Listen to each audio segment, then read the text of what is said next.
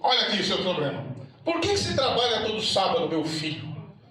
Você não é adventista. Azar no seu, se fosse. Mas, além disso, não basta cumprir os duzentinhos. Você tem que cumprir hora-aula. Então, todo sábado você vai à escola repor alguma coisa. Ou é o dia letivo que se perdeu, ou é a aula que não se ministrou. Por isso que praticamente as escolas trabalham de sábado. Vou repor o que hoje? Não sei, vai repor alguma coisa aí. Ou é dia, ou é aula com dia. Então você tem que cumprir os dias letivos. Você, professor, não é a escola. Leu vermelho, por isso que eu pus em vermelho. A escola tem que cumprir e você também. Então você tem que estar lá 200 dias dando aula na sua escola. Você ou alguém no seu lugar. E mais ainda, nada de perder hora-aula. Hora-aula perdida, hora-aula reposta. Por isso que as escolas têm que trabalhar de sábado. Ou é dia, ou é aula, ou são as duas coisas. E lembre-se, dias de aula agora contados por turma. Isso que eles estão dizendo. Não mais pela escola. Lembre-se, se uma turma vem, é dia letivo para a escola. Mas não é dia letivo para a turma. Não é dia letivo para o professor, das turmas que não vieram. Então, na prática, o que eles estão dizendo que a conta de dias letivos e horas-aula conta por turma, não mais por escola. Então, a escola tem que ficar aberta 200 dias e oferecer ensino, aprendizagem.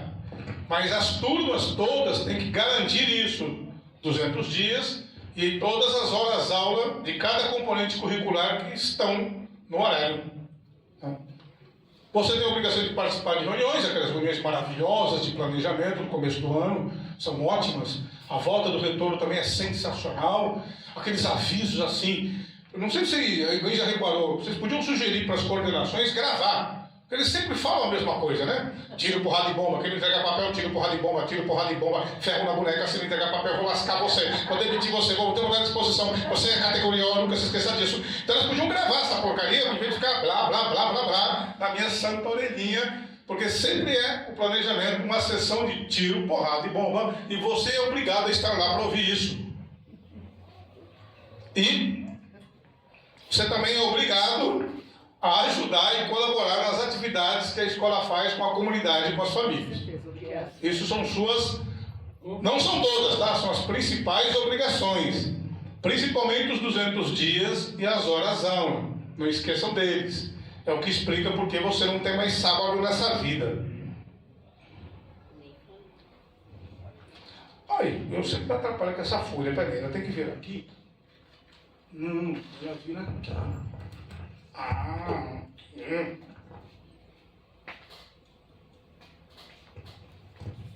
Níveis e modalidades da educação. A LDB ela trata de toda a educação. Então, por isso tem uma seção da LDB que fala de ensino superior. Essa seção inteira não nos interessa, mas existe, tá? A LDB grandona, por isso que ela trata de toda a educação nacional, inclusive da educação superior. O que são níveis de ensino? Só dois: educação básica e educação superior. O resto é outra coisa. Então, níveis de ensino só tem dois: tem o que é educação básica e o que é educação superior. Como diz um velho ditado, uma coisa é uma coisa, outra coisa é outra coisa. EJA não é nível de ensino, EJA é outra coisa que eu vou dizer para você o que é. Educação infantil, ensino fundamental e ensino médio são etapas da educação básica. O que quer dizer isso? Envolve uma hierarquia. Eu só vou para o ensino médio se passar pelo ensino fundamental. E agora, eu só vou para o ensino fundamental a partir de 2009 se passar pela educação infantil, certo? Então são etapas da educação básica. Então, níveis de ensino só dois: ensino superior, educação básica, educação superior.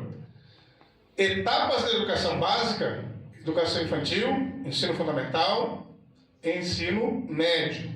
E o resto que eu não falei está aqui, são modalidades da educação básica. Então, EJA, ensino de EAD, educação técnico-profissional, são modalidades de ensino. Vamos dizer assim, são formas diferentes de ser oferecida a escola obrigatória. Então, eu posso oferecer a escola obrigatória para quem está na idade, de um jeito. Para quem está fora da idade, EJA. Eu posso oferecer a escola obrigatória combinada com uma profissão, educação técnica e profissional, certo? Então, níveis de ensino, educação básica, educação superior, educação infantil, ensino fundamental, ensino médio são etapas da educação básica, e o resto que está aí são modalidades, formas de se oferecer a escola obrigatória. Então, EJA, ensino técnico profissional, EAD, são jeitos de oferecer educação básica para o povo. Está acabando. Agora sim, seu emprego. Oi. Mas o estudante pode pular uma etapa? Não. Por isso que são etapas, você tem que segui-las. Só que isso assim é meio, vamos dizer assim, eu não posso ir para o ensino médio sem passar pelo fundamental. Teoricamente, eu teria que passar pela educação infantil para chegar na fundamental. Mas isso aí eles não consideram obrigatório. Então a educação infantil é meio um bicho esquisito. Formalmente eu teria que fazer educação infantil, porque está na escola obrigatória para entrar no fundamental.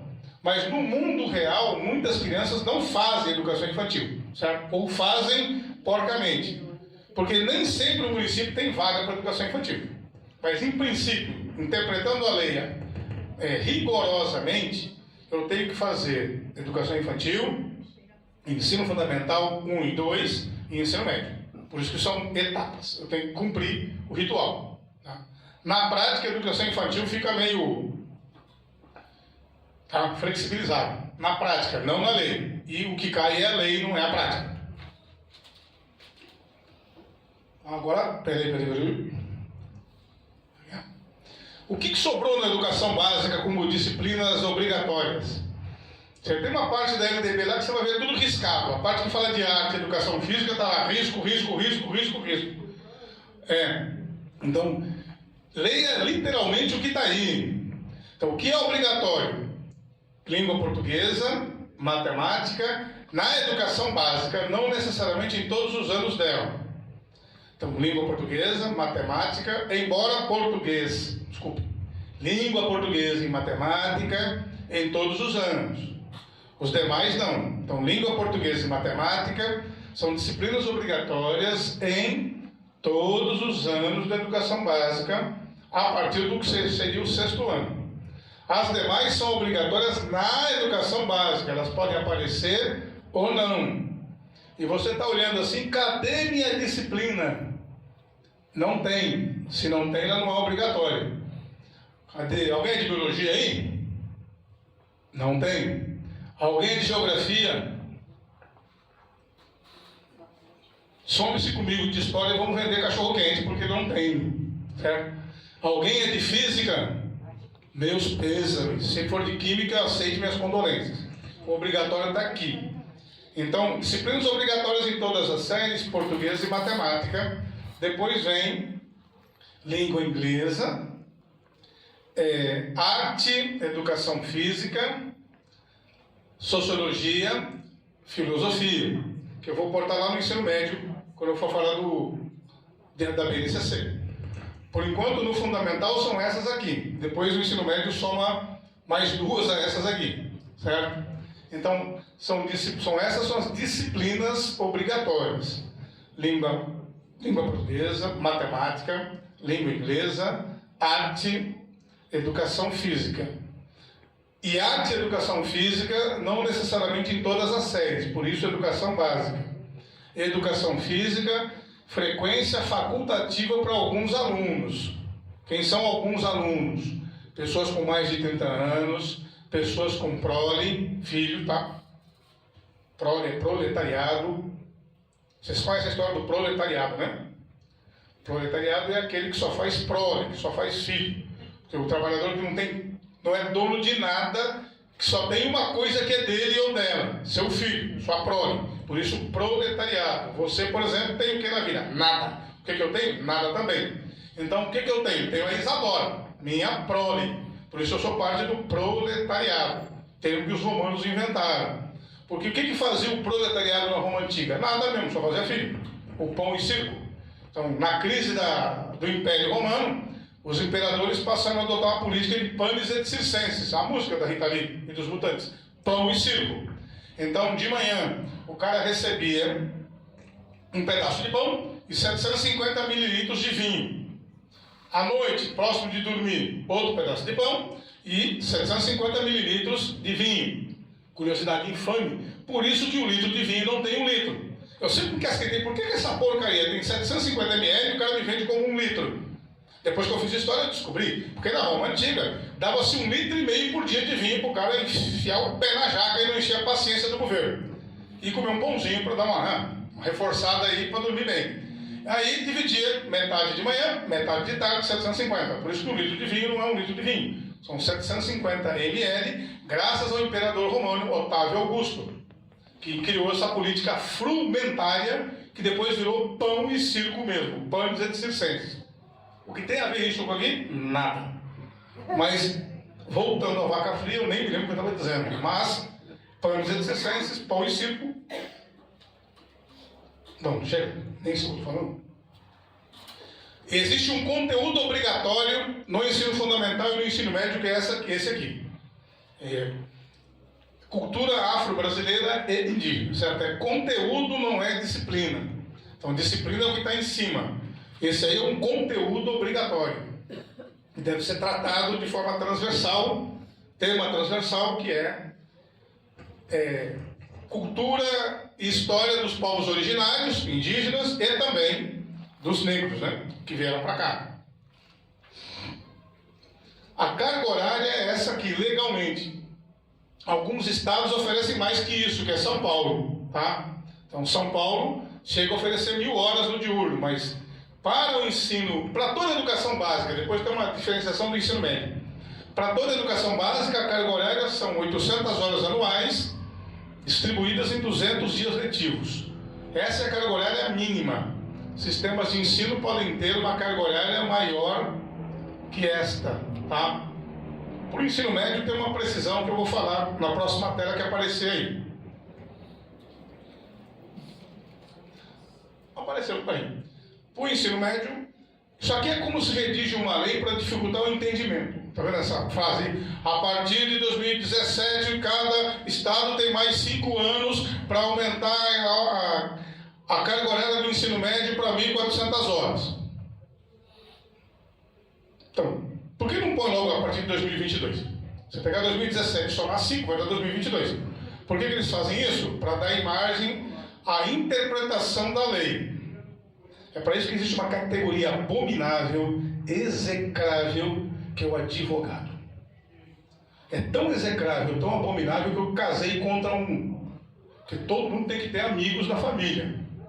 Alguém do PCC, algum político profissional e um advogado. Eu não tentei conhecer, mas o PCC não me quis. Tentei arrumar amigos políticos, não consegui, então arrumei um inimigo íntimo, que é um advogado. Casei com uma.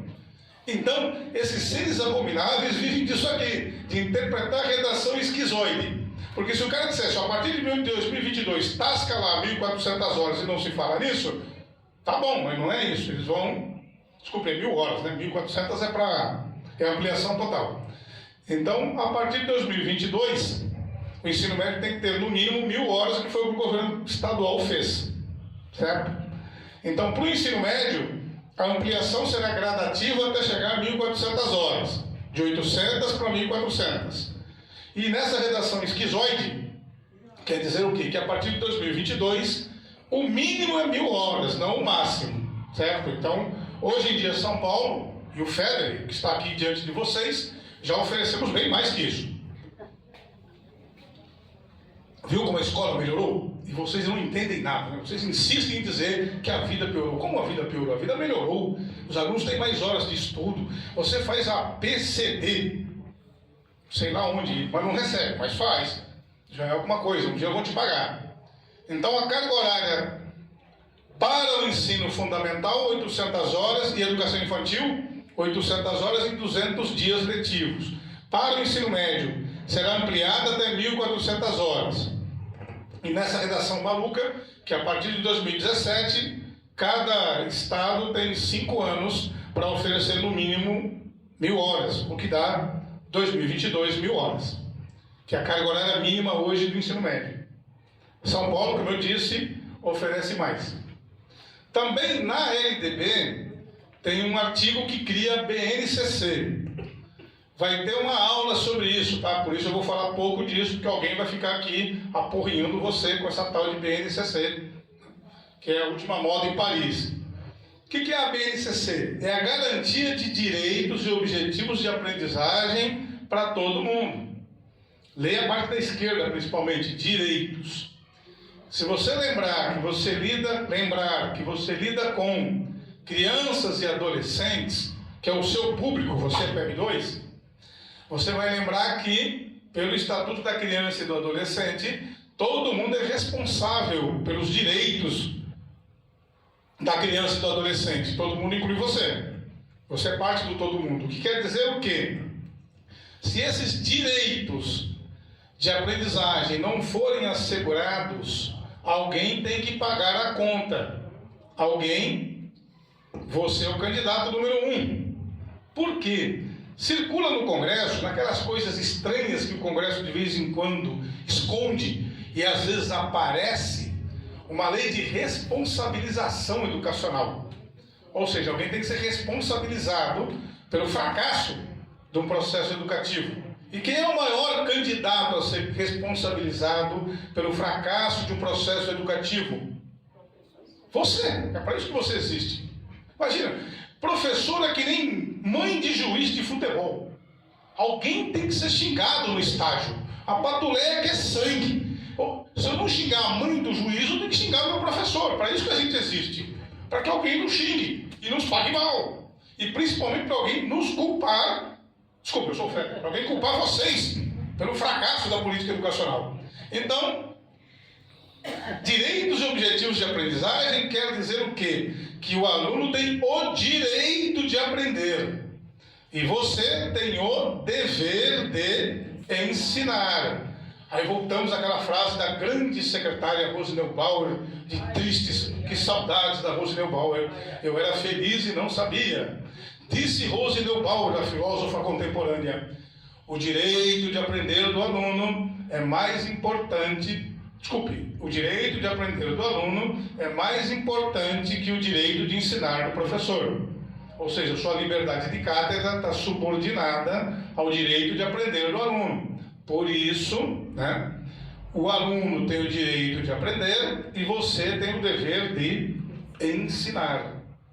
Então a BNCC não é exatamente só aquelas 500 páginas que ninguém nunca leu, nem quem dá curso de referência, tirando o que vai dar aula aqui porque ele leu, a pessoa que vai dar aula que leu a BNCC, tirando essa pessoa, nem os caras que dão curso lá no MEC de BNCC leram aquela porcaria, porque... E é um catálogo, não sei se alguém já viu a BNCC. Passa as primeiras 50 páginas, o resto é um catálogo. Parece, remédios autorizados de acordo com o CID. Então, de acordo com a doença, habilidade, competência, seja lá o que for. Então, ninguém vai ler um catálogo. Então, o novo currículo do ensino médio incorpora a BNCC e os itinerários formativos. Itinerários formativos que são antigas as áreas, as áreas tradicionais do ensino médio. Então, o currículo garante essa base nacional comum curricular, esses direitos e objetivos de aprendizagem que todos os alunos do ensino médio devem ter acesso. Então, vamos dizer assim, a BNCC é a parte comum do negócio. Então, todos os estudantes de ensino médio, não importa onde no Brasil, terão acesso à BNCC, aos conteúdos e às disciplinas da BNCC.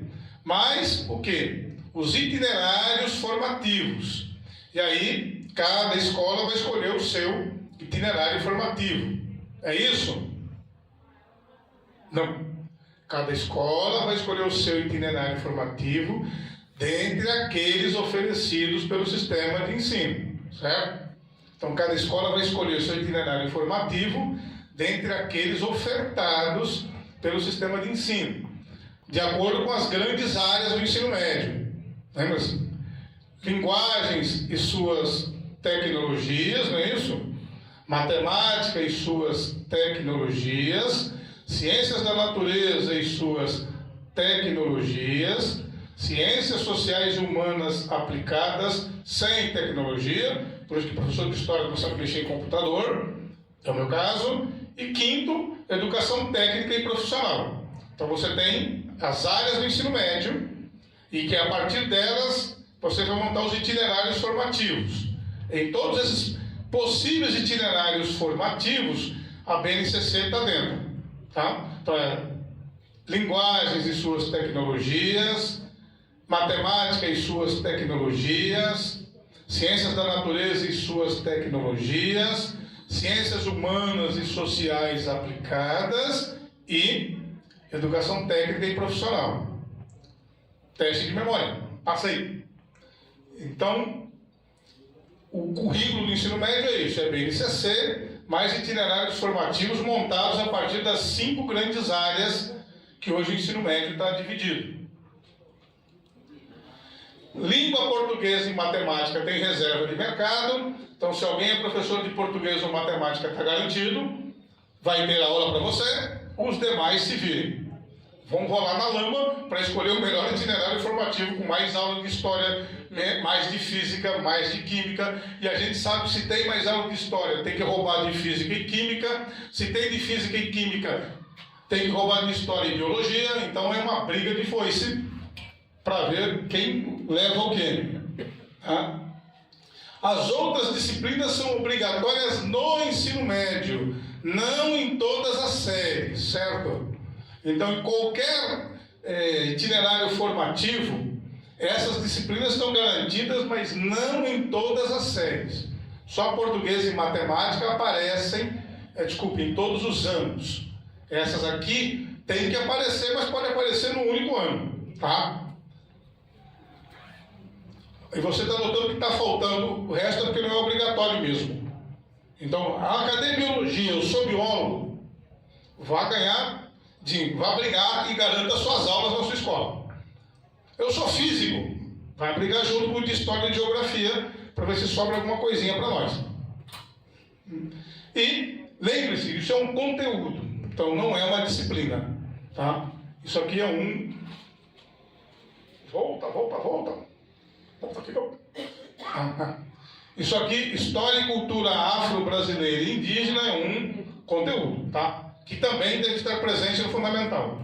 Mas o que é obrigatório está aqui. Português e matemática em todos os anos, não séries, desculpe. Língua inglesa, educação física, arte, sociologia e filosofia, em pelo menos um ano, não necessariamente em todos. Por isso que você tem itinerários formativos, se alguém tem ensino médio aí, que em alguns anos não tem história, ou não tem filosofia, não tem arte, não tem sociologia, porque não é obrigado a ter em todos os anos. Mas tem que estar no itinerário formativo. As demais que não foram citadas não precisam estar no itinerário formativo. Então, física, química, biologia, história, geografia, não precisam estar no itinerário formativo. Vamos dizer assim, bondade da escola colocar, ou do sistema de ensino. Mas aí eu acho que a faculdade tem que dar em cima, porque é um absurdo tirar a área de biologia. Eu estou me informando agora, é um absurdo isso. Aceite minhas condolências, vai virar biólogo, se junta comigo, vamos montar uma empresa de cachorro-quente. Dar aula não é difícil. Ou faça como eu, fique velho e se aposente, porque eu estou velho, então já entrei com a minha aposentadoria, então vou me livrar dessa roubada. Se me deixarem. Aqui é o finzinho. Aqui tem duas novidades que é o que interessa. Quem é que pode ensinar na educação básica? São professores, certo? E educação infantil, ensino fundamental e ensino médio. Ponto para a PUESP. É que até 2005 teve um concurso para professor 1. O Estado de São Paulo baixou um edital dizendo que só podia fazer licenciado em pedagogia. Só que a antiga LDB, na versão da Darcy Ribeiro, tinha uma bobagem, é o que dá não saber português. Eu sempre digo que conhecer o significado das palavras é muito importante. Alguém aqui já ficou enfesado? Com raiva, ódio, enfesado? Sim ou não? Sim! Nunca eu fiquei enfesado. Eu jamais fiquei enfesado. E seria desagradável ficar enfesado. Sufixo e prefixo. Em quer dizer dentro de alguma coisa. Ado é o que sofre a ação. O radical é fezes. Então, enfesado é literalmente dentro do negócio. É o cara que está dentro. Ado é o sujeito passivo. E o radical é fezes. Então, você está enfesado, quer dizer que você está dentro do negócio. Vira e mexe, a gente tem que mudar de opinião, a gente tem que recuar, não tem? Alguém já recuou alguma vez? Bom, ou sim, depende. Mas recuar de novo. Re é andar para trás. Ar é o verbo no infinitivo. O núcleo é o quê? O próprio. Não precisa pronunciar o monossílabo ar. Então, recuar é andar para trás em direção a algo. Com o próprio. Então, as palavras têm significado. E às vezes, como eu disse aqui, não muito agradáveis. Então, cuidado com as palavras. O que um cidadão fez com a LDB? Não tem mais nessa redação. Mudaram. Dizia o seguinte: a partir de 1 ano após a promulgação da lei, fica instituída a década da educação. É um erro de redação. E que dizia o quê? Durante a década da educação, só poderão ministrar aulas na educação básica titulados em nível superior. Então, de novo, a redação literal é essa. A partir de 1 ano após a promulgação da lei, a lei é de 97, institui-se a década da educação. Na década da educação, só será permitido que profissionais licenciados plenos ministrem aulas na educação básica. Bom, aí o governo soltou em 2005 um edital dizendo: de acordo com isso, tem que ter ensino superior. Está certo isso? Não. Falou que era na década da educação. A década da educação acabou, portanto, acabada a década, você pode permitir que profissionais de ensino médio ministrem aulas. Por isso, o governo que queria criar uma situação em que somente licenciados pudessem dar aulas, criou uma situação inversa. Na prática, se aceita hoje ensino médio, e por isso que tem escola de magistério. Por que não tem escola de magistério na rede estadual de ensino? Porque o governo tem negócios com empresas privadas que oferecem pedagogia. E por isso acabou com o Cefam. Mas, a rigor, um professor titulado com ensino médio, formação para o magistério, pode dar aula na pré-escola e no Fundamental 1. Legalmente falando. Eu dei aula, eu tenho magistério. Você pode dar aula no Velho 1. Dei aula há muitos anos com magistério. Sim. E pode dar aula. Aqui está dizendo que pode. Porque a redação que deram para a LDB foi uma redação totalmente equivocada. Dizia o quê? Cria-se a década da educação. Na década da educação, só podem ministrar aulas na educação básica licenciados em nível superior. Acabou a década da educação. Voltou ao ensino médio. Quem também pode ministrar aulas na educação básica é essa figura aqui, ó. Pessoas de notório saber. Então, hoje, não apenas profissionais de ensino médio podem ministrar aulas na educação básica. Profissionais não habilitados, nem licenciados e nem formados no ensino médio. São aqueles que têm notório saber. Que cada sistema de ensino vai dizer como reconhecer. Então você pode hoje em dia dar aula com uma pessoa que nunca foi à escola. Pode ser seu colega de trabalho. Porque tem notório saber. Então hoje tem a figura do notório saber. Então eu sou formado em História, mas se eu quiser dar aula de Física, eu basta solicitar notório saber em Física. Eu mesmo graduado em História, nunca frequentei um curso ou licenciatura de Física, posso dar aula de Física, por exemplo.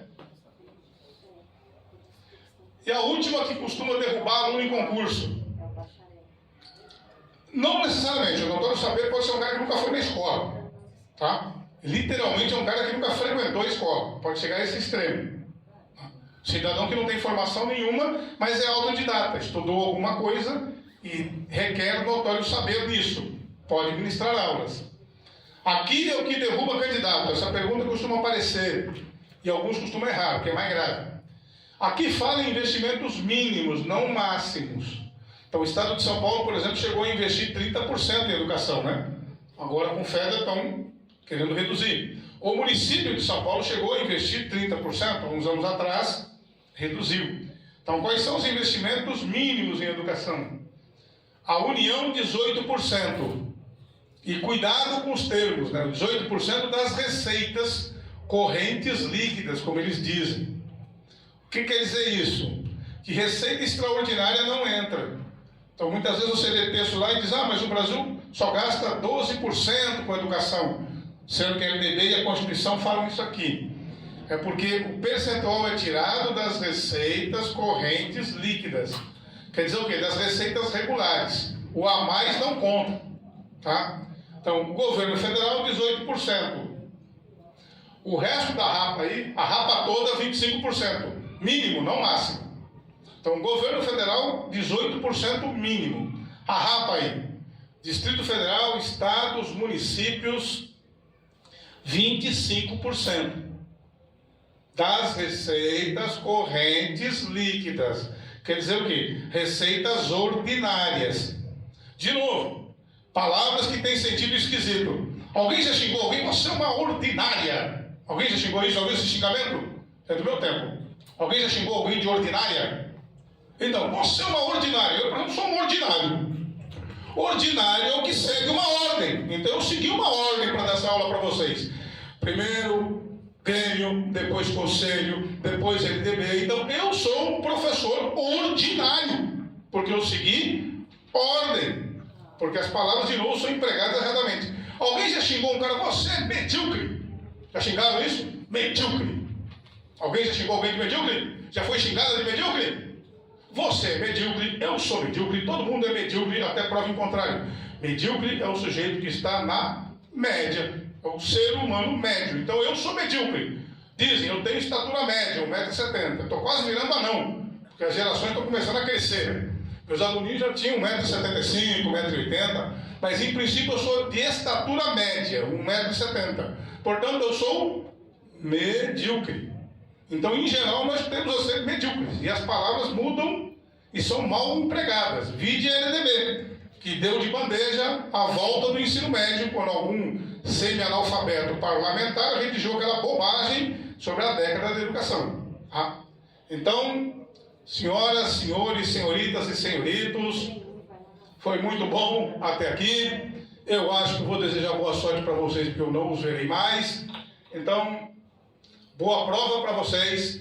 E lembrem-se, na prova você estará falando com o Feder. Quando você for fazer sua prova, pense assim, ali está o Feder. O que o Feder gostaria que eu dissesse? O que o Feder gostaria que eu escrevesse? Qual é a letra que o Feder quer que eu marque? Então agora eu vou tirar o espírito do Feder. Vou falar em nome meu mesmo. Desejo boa prova para vocês, boa sorte. Como eu disse, isso aqui é política educacional disfarçado de lei, né? Política educacional que tem arruinado a educação nesse país, nesse estado, e piorado sobremaneira a vida dos professores. Então, que você pense em duas coisas. Primeiro, faça a prova para melhorar a sua vida. Sair do trabalho precário, passar a ter direitos, e principalmente o melhor dos direitos, que é o que eu exerci muito bem, é meter o dedo na cara do chefe. Então, o dia que o chefe vier assediar, o dia que você for efetivo, meta o dedo na cara dele, diga para ele que a escravidão acabou, que nunca devia ter começado nessa figura de uma categoria sem direitos.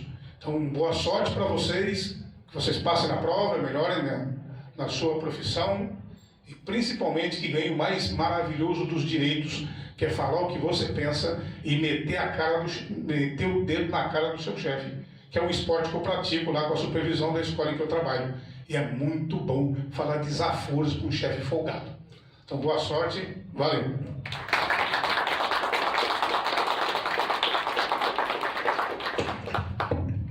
Bom, obrigado, professor Gilberto. Gente, vamos dar uma pausinha de 5 minutos para todo mundo tomar um café, ir ao banheiro. E aí, mas vamos combinar o seguinte, 5 minutinhos mesmo, para a gente já retomar com a professora Sueli Mangabeira, que vai falar sobre o ECA, tá bem? E para quem não me conhece, eu sou o Richard e também sou membro da coordenação aqui da subsede, tá bom? Então, daqui 5 minutinhos nós retomamos.